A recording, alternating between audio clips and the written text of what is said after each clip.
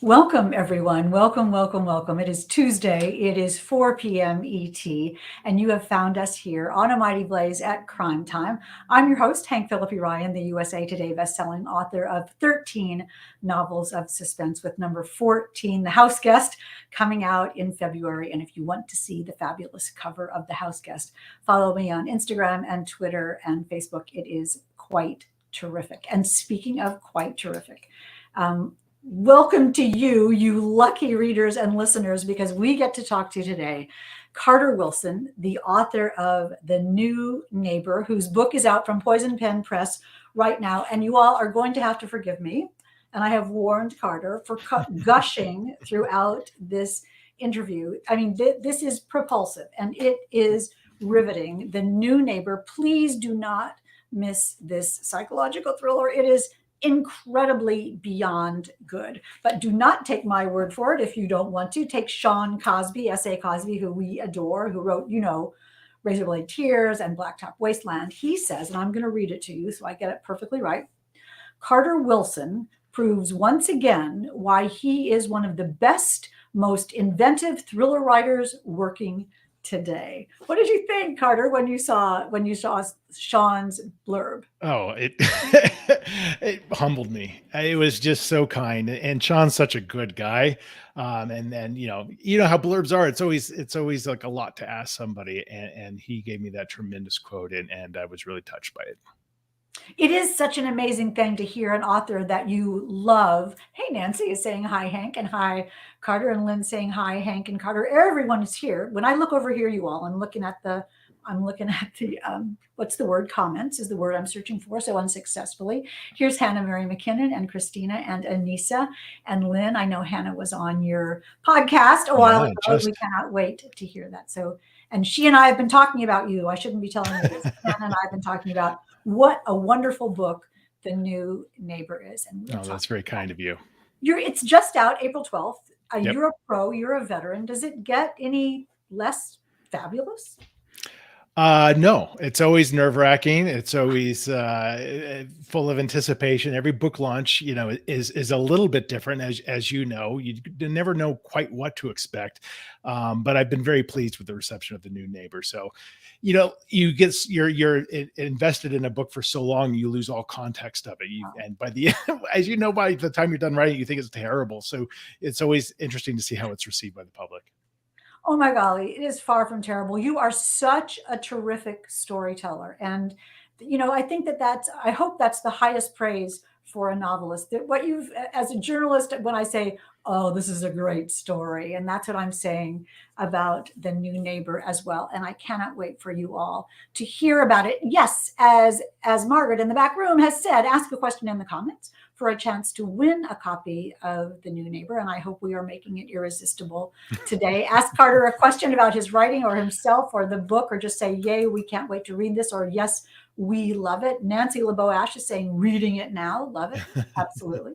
Let me tell you a little bit before we go on and let Carter talk. I will actually let him talk about A Mighty Blaze. If you're new to A Mighty Blaze, you should know that The Mighty Blaze was started about 2 years ago at the beginning of the pandemic by the marvelous powerhouse team of Jenna Blum and Caroline Levitt to keep us reading and keep us together and keep our community going, discovering new books and sharing new books and meeting new authors like Carter Wilson today. And I will read you his bio very briefly.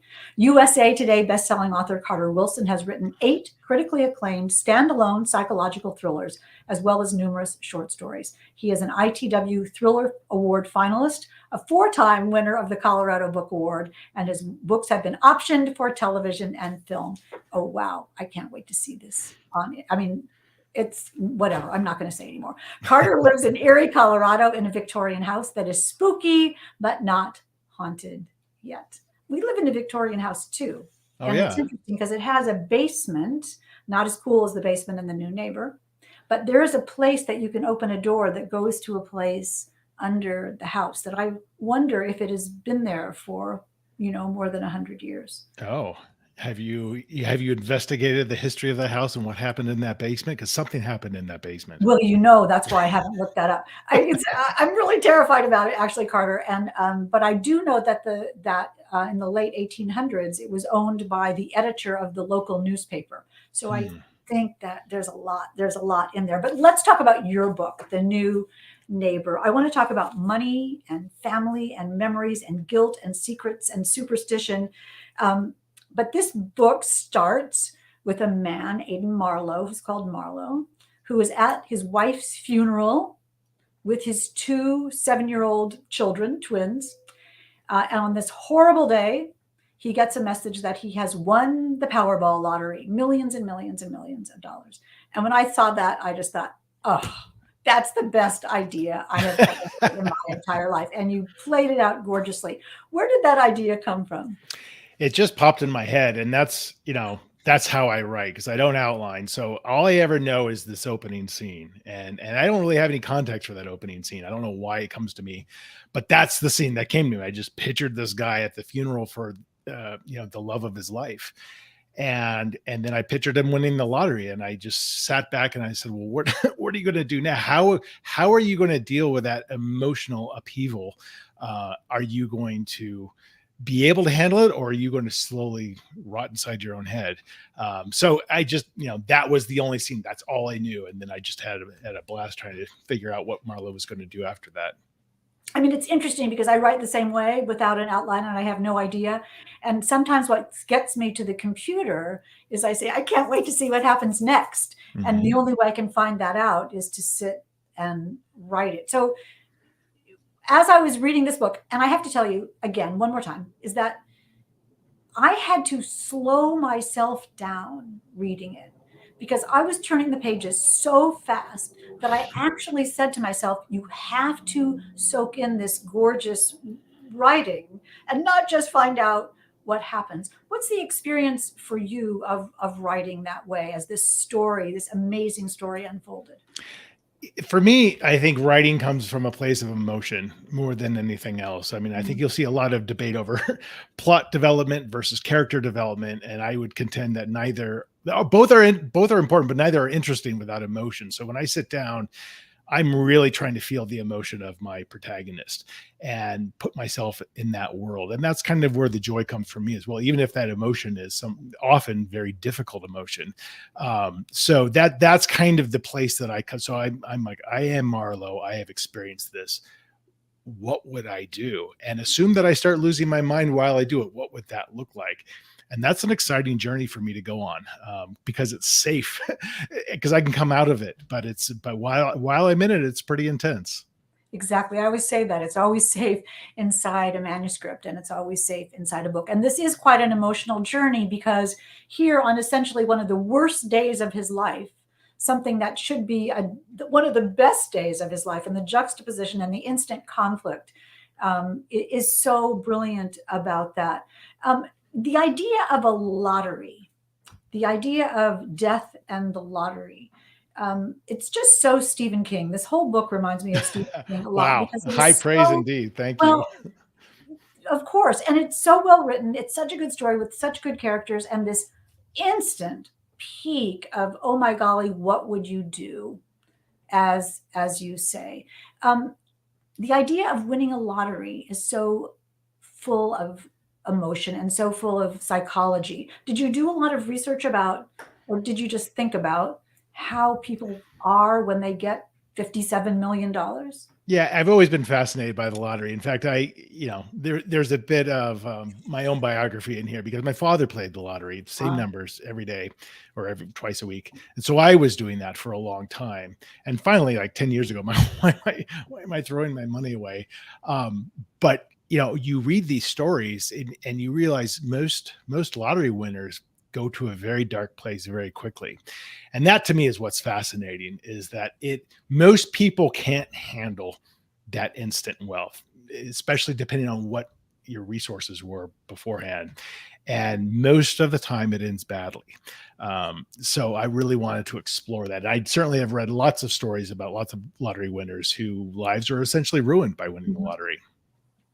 Exactly so. But the lure and the hope, I mean, that you could possibly win, and this trap of, as Aidan Marlowe in your book says, what if I didn't play and then that number won? How, Right. how would you feel about that? And how would you handle that? And it's easier just to buy the dollar ticket and avoid it. Right, right, exactly. And that's the exact thought I had when I stopped playing the lottery, because I played the exact same numbers and I'm like, I can never go and check ever, ever, ever to see if those numbers ever hit, because I don't know how I could handle knowing that I could have won $100 million. No, you couldn't. No one could handle that. But isn't that an interesting thing to think about? Of just like, wow, what if? Well, Um, I want to talk about Marlowe and his children and his family and the people around him. But I do want to say my secret for winning the lottery. yes. Oh, I'll tell us tell you. all. Well, my secret for winning the lottery, I win every day because I don't play. Then I look at the numbers and I say, "Yay! I wouldn't have picked those." So, so I win every day. So And you that's put that money into another account and it just accrues, and it's safe. no, that's smarter than I have. I just buy lattes with it. It's all fine. Right. So what happens when Marlowe wins the lottery and loses his wife essentially on the same day? He takes his two children and moves to Bury, New Hampshire, which is, will you tell about it? So it's interesting because I created the town of Bury, New Hampshire in my last book, The Dead Husband. And when I finished that book, I realized I was not done writing about that town, because it's an insidious little town, a town of affluence outside of Boston, a bedroom community, lots of big houses, some mansions, and many secrets behind large doors. So I really wanted to continue the world building from my previous book. And you don't need to have read The Dead Husband to read The New Neighbor. If you just arrived, we are talking about The New Neighbor by Carter Wilson, which is sort of a sequel, but not necessarily. It's a standalone. It's a perfect standalone, and you do not have to read The Dead Husband to have read this. But why not read it? You might read them both. Right. So it is a standalone and perfectly formed as that. So the house that Marlowe buys, essentially sight unseen. Talk a little bit about that house and where that comes from in your imagination. So again, going back to my previous book, my previous book actually took place in this exact same house. And this house is its own character, and this house has a malevolence to it. And I really like the idea that it's not an old house. It's a 1980s house. It's a mansion that was owned by a private equity fund manager, a lot of ostentatious new wealth. And that house has a very dark history to it. So I wanted to explore this house more. And so I decided Aidan Marlowe, once he wins the lottery, he is going to relocate and he's going to end up in this house, having never seen it before. And I just like the idea of him walking into that house and just sensing for the first time that something was a little bit off in there. And that only added to his kind of emotional upheaval. Well, the emotional upheavals are definitely throughout and continue as there's a wonderful Agatha Christie story, one of her novels, The Moving Finger, and the first line of The Moving Finger is, "I have often recalled the morning when the first of the anonymous letters came." And when I got to that point in your book, I just thought, oh my golly, I've got goosebumps. Talk a little bit about what happens when they arrive. So within a couple of days of arriving, Marlowe starts receiving anonymous letters in his driveway that are basically saying, "We're watching you and we know everything there is to know about you." And that was actually inspired by a real story that happened in New Jersey. This couple bought this large house and they started getting letters to that same extent. I mean, if you haven't read that story, it's fascinating. And in that case, they were actually saying, "We've been watching this house for decades." So, I mean, I remember reading that story and I got chills. I'm like, that Yes. is something that I want to explore. But just the idea that you're emotionally vulnerable, you're in a new place where you don't know anybody, and you start getting these notes, and it doesn't have to take much for it to be to instill massive amounts of paranoia. Well, it's interesting too because I was interviewing Sophie Hannah the other day, and we were talking about another author I love, And your stories, your books are similar because what one of the not the story but the style, in that she says that what makes a terrific novel, like The New Neighbor, is that it begins with something about regular people who have an impossible thing happen to them. How he's kept quiet, Marlowe has kept quiet about winning the lottery, and nobody's supposed to know about this. And now this letter writer indicates that not only do they know about the lottery, but they know about his wife and they know about the house, and they know things that they could not know. Yeah, for sure. I love writing about things that make you question what's happening in reality or not. That's very and you mentioned memory earlier. Memory is a thread throughout all of my books. Just the idea of can I trust my own mind? Are these letters real? Am I losing my mind? What is happening? Do I go to the police? And like you said, ordinary people with extraordinary circumstances. I love that because you get to project yourself and get back to that whole place of, well, how would I handle this?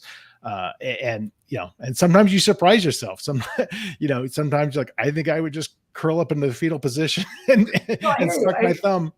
And one of the things and one of the things that you handle so beautifully is that, if one's first instinct would be just to flee, just lose the house and go home because he's got all the money in the world, but the thing that the letter writer, whoever that is, says is, don't leave or it'll be worse. And he has his children there. Right. Yeah, and the children are a huge stake, right? Because ultimately he's a father. Above anything else, he has to protect his kids. So there has to be, you know, a reason for him to stay. And if there's that threat of, if you leave, you're just going to make things worse. It really will start to tear you apart, and especially when you're dealing with your two kids.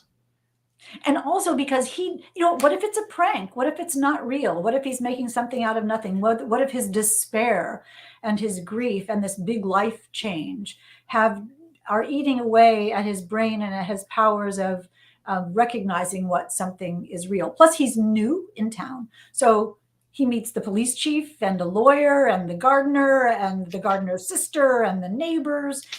Everything is new, and the security guy, and everyone is suspect. Was that Right. fun to write? Talk about that. So much fun to write. And it kind of culminated in this idea like, I'm going to throw a dinner party and I'm going to invite a bunch of people over. And it becomes a little bit kind of Clue esque. Totally. But just the idea of people walking into your house and you're ostensibly meeting them for the first time, but you're looking at them all from a viewpoint of paranoia, saying, are you, why aren't you smiling? What's wrong with you? Are you the person? I just love the idea of a dinner party where you were so wrought the whole time, and that you're wondering who is behind all of this. So yeah, that was tremendous fun to write. Well, I have these notes that I write so I can make sure not to forget what to ask you things. And I say in this note, I said, Marlowe is not so reliable himself. I said, when you read you all, there's a party scene that's absolutely brilliant. And one of the things that's brilliant that I think about that party scene is that not only the people are coming in that he's sort of Poirot-esquely analyzing them, but you see how his mind works. You see how his mind works. And you know that sometimes he's not telling the truth. Right. Yeah, for sure. I think unreliable narrators are the most fun to write. They're very difficult to write. There's a fine line, as you know, to what's believable and what's not, and how much you can have readers follow you into that kind of abyss. But so what was important to me for Marlowe is, even though you're inside his head most of the time, that he has resources. He has his father, he has his friend and lawyer to be sounding boards, and we kind of get to see through them how unhinged Marlowe eventually becomes, through kind of the eyes of more stable, more emotionally stable people. Well, I love that because he is clearly fraying around the edges, and his children, who are quite adorable and beautifully drawn, are sort of yanking at him, and they're having their tantrums and they're having their problems, as any 7-year-old kid would do. And he's trying to be a really good father. And what he does is, in this place of isolation where he knows no one, he calls his dad and his dad comes from Ireland, bringing his own set of family memories and situations with him. Talk a little bit about the Da and the way that he and Marlowe relate to each other. Yeah, there's a very strong bond between them, and Marlowe's mother has passed, and this bond has only strengthened since that. What has also happened in their history is that Marlowe's brother died when they were teenagers, so that was obviously a fracturing point in their family life.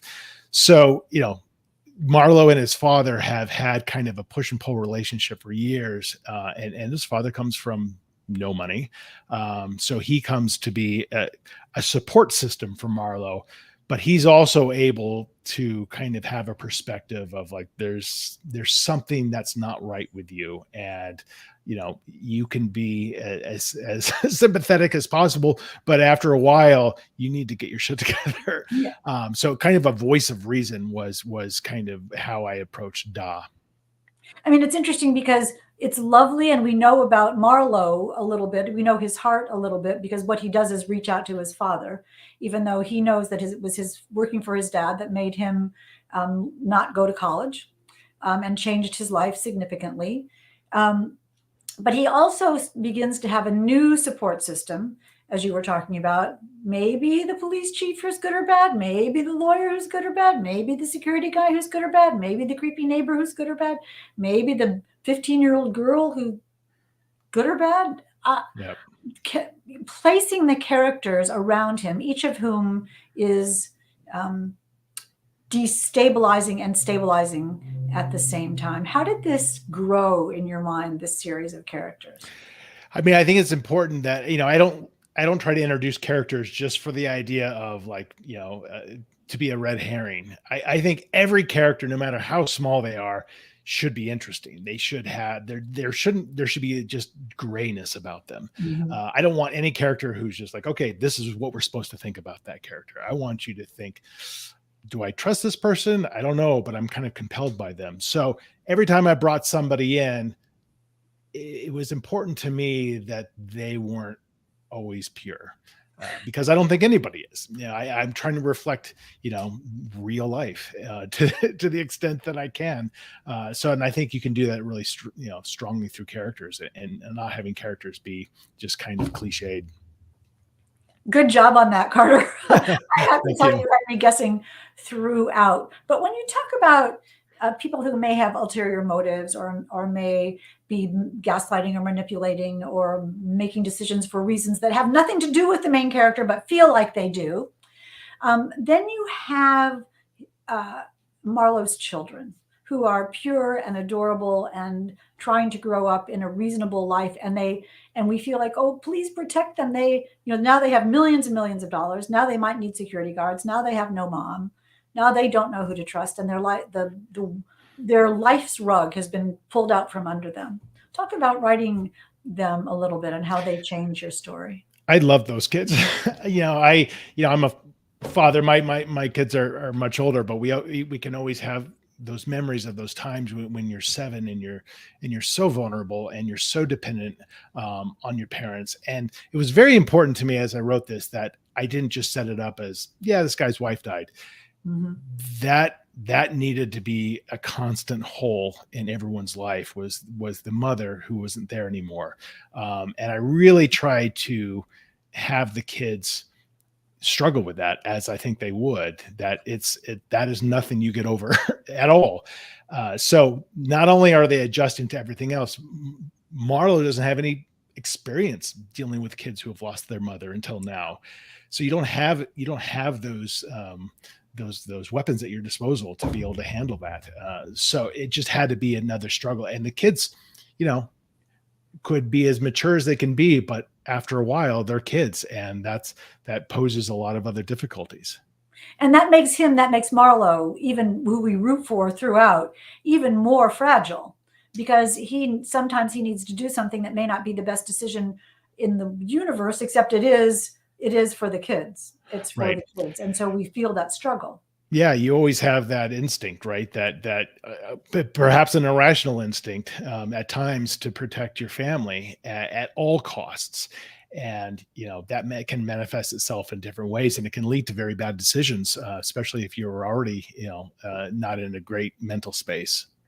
And blacking out the past is so dangerous. And we know from like page one that Marlowe has things that make him angry, and he has an anger problem that he's working to solve. And we do love him. And then when you add that sort of fragility and this horrible experience, and then you sort of weave in this sort of superstition, memory, the past, this sort of otherworldliness comes through. Not that the new neighbor is paranormal in any way, but it does have this Irish um, sensibility of that things are more or meant to be, that kind of thing. Yeah, for sure. I mean, there's nothing more fascinating to me than kind of what your own mind can do to you. So, to the extent that you have visions or hallucinations, that can all be supernatural and all be in your head, but that doesn't make it any less real to the person experiencing that. So, it was important that Marlowe was so mentally challenged and so mentally overwhelmed that you start second guessing reality, because I think that's true. I think you don't know how to move forward, and that makes you a very unpredictable person. And we all think if we had a whole lot of money, it would be okay. We would handle it. Right.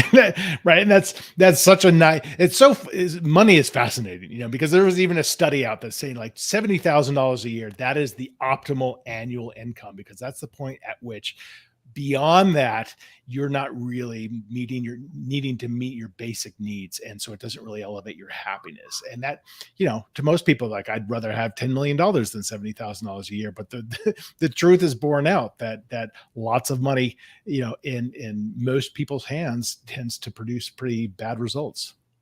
And he is fighting against it, and he does have people who are hired to help him with his money, but he begins even early on seeing the power of what he can get with $1,000, with $5,000. He can get people to tell him things, and that sort of changes him as well. Talk a little bit about how that evolved. Yeah, for sure. I mean, once you're able to have, a full-time attorney on retainer to protect your interest and to protect your money and to safeguard, people from hounding you about it, and realizing I can have a team around me and I can afford to do that, it becomes very easy then to start, barking orders and say, make this happen, make that happen.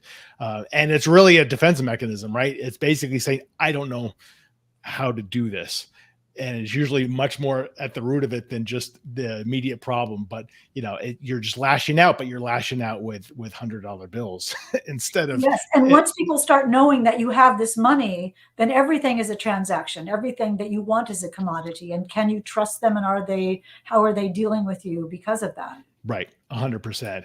And I think on top of it all, Marlowe's coming into this whole situation from a pretty troubled childhood, so he's got baggage that comes into play in the sense of, like, with all of us, when we're under great stress, it's amazing what pops up into our head that we had forgotten about for years, that just adds to the chaos. So if you have, you know, a very troubled past, that will pop out at times that you don't expect it to. Which is one of the things that happens in the new neighbor so absolutely beautifully. As I hope I'm making this. Sometimes I think, oh, I hope I can say enough about a book to let you know how much I want you It all. makes me want to go read it. Good, that's my very goal. My very goal. Love that. The title, the new neighbor, was this always the title? It's just so perfect. No, it was my publisher is Source Books, Poison Pen Press, and they always do a fantastic job with titles. So most of my titles now are pretty much placeholders, but I think I originally called it We Who Watch, which is how Oh, the notes are signed. We Who Watch. that is so great. And I should have mentioned the notes are signed We Who Watch. And that idea that somebody is looking at you. I mean, there are lots of pictures, and I think this is the cover is very evocative of this, of Marlowe looking through a window and trying to decide whether something he's seeing is real, and he knows someone is watching him. At least they're telling the destabilization of the idea that nothing you do is private is what this book is about as well. Yeah, and it's kind of I mean, it's not a conscious commentary, but when you think about all the privacy you let go through in your daily life, mostly electronically, you're almost aware of that. But your home, when you're home, all electronics are off. That's a safe place. And I like the idea of like, well, what if it's not a safe place? What if even your home is being watched, not your online activity, but you through your front window? Uh, that becomes much more visceral, and that's something I definitely wanted to explore with this book. And that would have been another good title for this book in so many ways, A Safe Place. Yeah, Might yeah, right? Might have, that's a little insider joke, you all. yeah. And you'll know when you read the new neighbor. You have another life as well. You also have a marvelous podcast. Tell us a little bit about that and where to find that. Yeah, I have a podcast. It's called Making It Up, and it was born out of conversations like this. I love talking to writers, and I'm very interested in people's origin stories, especially writers. So I talk to people who are journalists, fiction, nonfiction, poets, and just, hey, what was that inflection point where you decided to do this, and what has your journey been like since? And the reason I call Making It Up is at the end of every episode, we pick a book from my bookshelf, we pick a random page, a random sentence, and we use that sentence as a launching pad to start a short story together, alternating back and forth for a few minutes. So kind of improv, but it's so much fun to talk to other writers and have this kind of mind meld experience as you create this creepy story together. I am in awe of that. It crossed my mind to do it with this, but I'm not going to. I'm not. Have you always wanted to be a writer? Is that what your goal was from? No, zero interest, zero understanding, zero experience. I started writing literally on a day when I was 33 years old. And I was taking a class and I was bored, and I posed myself a riddle, and I decided to spend a couple hours trying to figure out the answer to the riddle. And that turned into a 400-page manuscript over 3 months. And I had no background in writing. So it's one of those moments where you're like, I should listen to this. This is something meaningful just happened. And that was 19 years ago, and I haven't stopped writing since. That is quite a step because your brain clicked into something completely new that seems as if was sort of burbling under the surface for a while that you didn't even realize. Yeah, maybe. And I like to think that's true, and the reality is there's still a massively steep learning curve, not only into how to write, because I didn't know how to write, how to get published. So, my first 3 books didn't sell, but you realize if you're a storyteller and that's your passion, it's very easy to keep writing through all that rejection because you want to tell stories, and that's the important thing. Well, you are a supreme storyteller. Source Books and Poison Pen are very lucky to have you, Carter. This is a terrific novel, The New Neighbor, and I urge you all to get, as we always say, not right this second, because I still have about 10 more minutes for you to ask questions of Carter, and I would love to take those before we do the giveaway for you. I mean, do you remember a book that was formative for you, whether it was when you were a kid or whether you were as an adult? I mean, I remember reading Stephen King's It in the basement of my grandparents' house at night when I was probably 14. No. And that was the first time that I was truly scared reading anything. And then I didn't read for a long time. I didn't read until on a regular basis until my 20s. Oh. But I had no money, so I would just start buying the biggest books I could find to get my bang from. So James Clavell, Stephen King, any of these major epics, and just the idea that you could get lost in these people's lives and miss them when you're done. It's amazing. And so, that's always inspirational to me. It's so funny when I'm thinking about your book and thinking about what you were saying about reading Stephen King's It. 2 quick things. I called in sick to work because I was reading The Stand, and I thought, yeah, I totally believe that. I'm just not going. I'm like, yeah. I feel so bad. But the first thing that I read, I remember that really scared me was apropos of The New Neighbor was Shirley Jackson's story, The Lottery. Mm-hmm. I must have read that when I was 10. Yeah. And I still think about that now. Right. So isn't that amazing? That And probably plays a big role in how you write, because that is a major seed that was planted that continues to grow. well, I hope I keep cultivating that and nurturing that. Let's take some questions from our wonderful audience. So nice to see you all. Angela, nice to see you. Do you know how we will end before you begin writing? If not, when do the characters let you know? That's a great question. I'd be interested to hear your answer on that too, because you don't outline either. So I'm completely a pantser. So I don't know the ending. I know the ending maybe 80% of the way in. It'll just kind of occur to me. I'm like, oh, what if this? And then that usually takes a lot of going back and making sure that it all kind of led up to that correctly. But it's I don't know if the characters let me know, but it's just it'll just suddenly occur to me, and you hope that your subconscious is just working the whole time to let that happen. And I'm always scared every book of like, what if I don't know? But so far I haven't had that problem.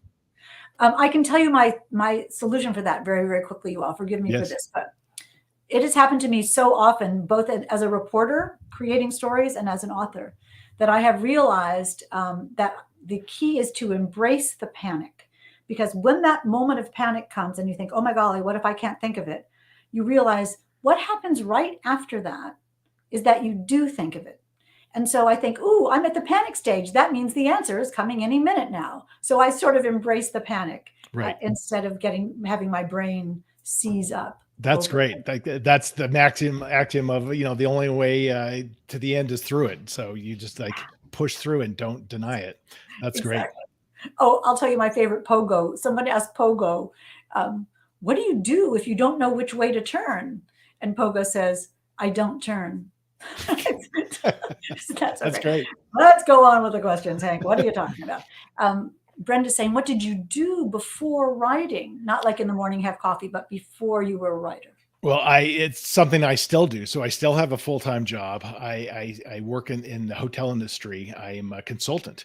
So I do a lot of public speaking about the hotel industry, and we work with major hotel clients. And I've run this group for about 10 years. But yeah, that's everyone assumes because you're writing, you're not doing something else. And the reality of it is, a steady paycheck is a good thing, as is health insurance. I think we should put that up as a banner. That's fascinating. I would love to hear more about that at some point. Who else has a great question? What is next for you? Yes, Janine, we want to know.